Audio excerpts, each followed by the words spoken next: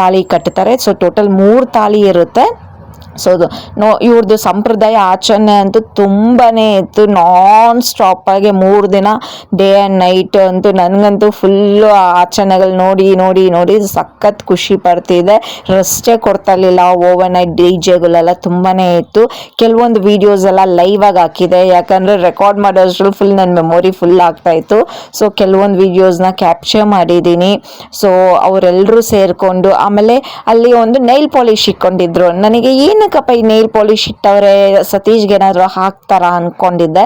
But ಆ nail polish ಇಟ್ಟಿರೋದು ಏನಕ್ಕಂದ್ರೆ ಆ ದಾರ ತುಡಿಯಲ್ಲಿ ಅದನ್ನ ಹಚ್ಕೊಂಡು ಕರಿಮಣಿನ ಹಾಕೋರು ಆ ದಾರಕ್ಕೆ. ಅವಾಗ ಈಸಿಯಾಗಿ ಹೋಗ್ತಾ ಇತ್ತು.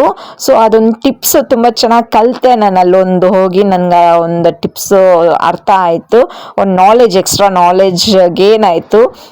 ಸೊ ಕೆಲವೊಂದು ಈ ಥರದ್ದೆಲ್ಲ